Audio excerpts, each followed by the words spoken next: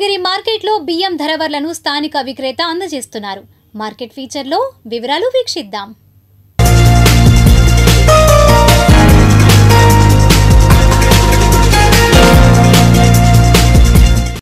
వివిధ రకాల బియ్యం ధరలు కాస్తంత నిలకడగానే ఉంటున్నాయని విక్రేతలు అంటున్నారు.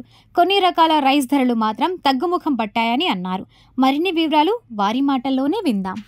మనం ఈ బియ్యం చూసుకుంటేనండి దాదాపు ఒక 40 రోజుల నుంచి మనకి ఉన్న రకాలు లైక్ బీపీటీ రకాలు కానీ, సోనా మసూరి, సామా మసూరి, అట్లనే హెచ్ఎండి రకాలు ఇవన్నీ కూడా మార్కెట్లో కొద్దిగా అంటే ధాన్యం తగ్గడం వల్ల కాస్త బియ్యం రేట్లు కూడా తగ్గడం జరిగింది.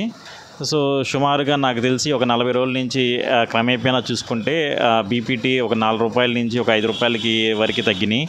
అట్లానే ఈ సామా మసూరి, సోనా మసూరి ఒక 5 రూపాయల వరకు తగ్గినాయి.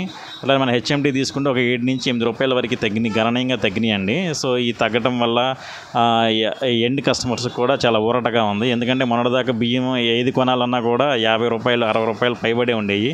ఈ రోజున సుమారు మంచి రకం బియ్యం దాదాపు 50 రూపాయల లోపలికే వచ్చేసినాయి. సో దానికి చాలా సంతోషిస్తున్నాం.